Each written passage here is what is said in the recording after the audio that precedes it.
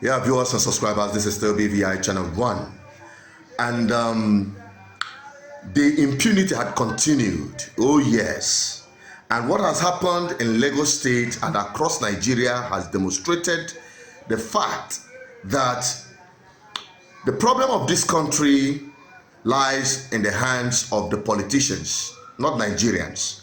And this ballot revolution have proven beyond every reasonable doubt that INEC had continued to demonstrate that they are thieves and they work for the ruling party APC.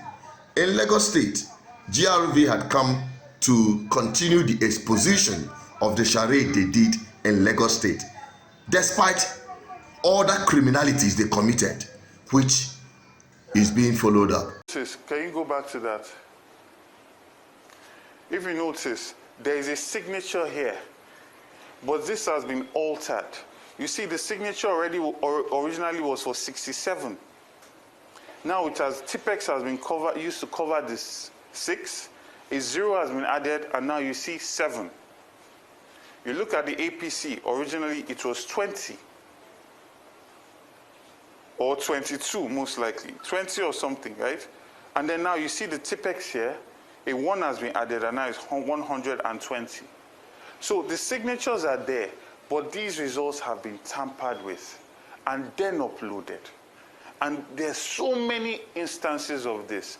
And then also you find that a lot of results are being called as results, authentic results, are being called as authentic results, but you see that they are state assembly results or presidential results. Like for instance, this is the state assembly result, but it's being submitted as the governorship result.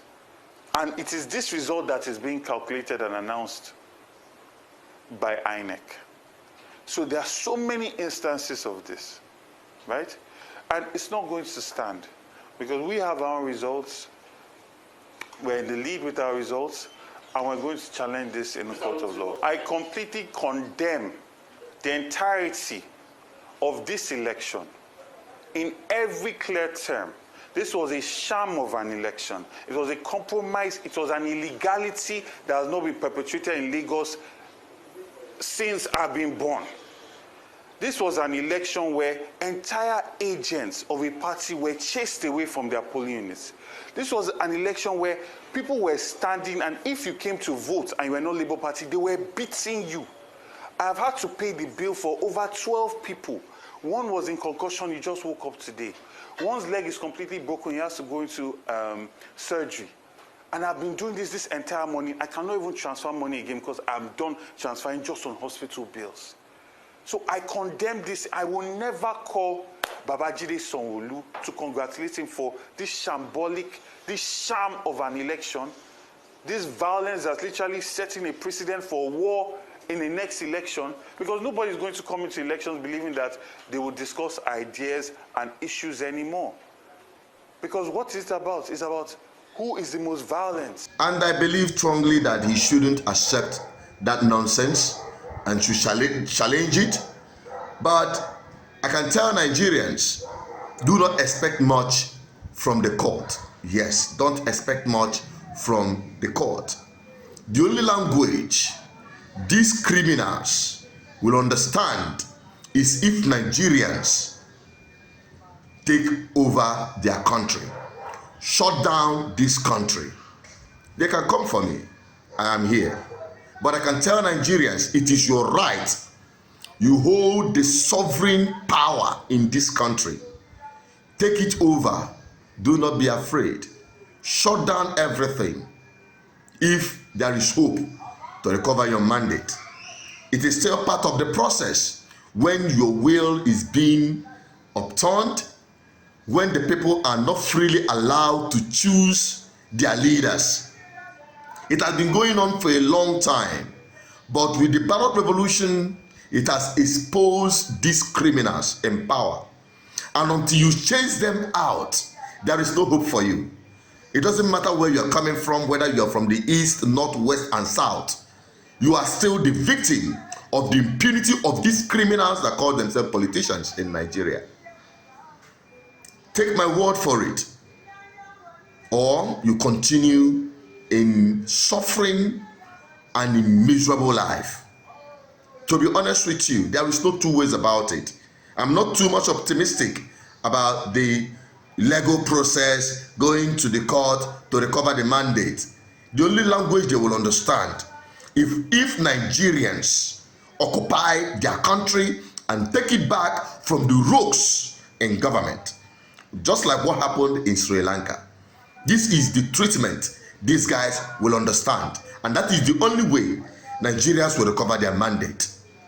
When criminals are running riot freely during elections, there is nothing more you can get from a civil system or civil process than to shut down this country. If you are a civil servant, refuse to go to work. If you are a trader, refuse to go to market. If you're a student, refuse to go to school. Because what is the need of all this? Going to school and at the end of the day, you turn out to be a slave in your own country. You're a trader, there is nothing to write home about in the name of your business because the economy is in shambles. You are working, your pension is not even guaranteed at your retirement because you have criminals in power that have mortgaged your future. It's either you take it now or you forget about it and continue living as slaves in the country you call your own. And those in diaspora, I understand your frustration because nobody will take you serious. Nobody will treat you nicely if your own government can treat you as slaves.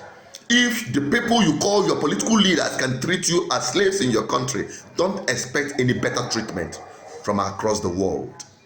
So this is my message for Nigerians.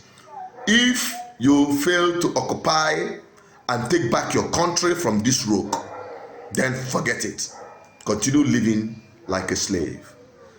It doesn't matter where you're coming from. Like I said, every Nigerian is a victim of this criminality. Those who impose themselves by force, who kill, maim, and destroy just to grab political power. Tinubu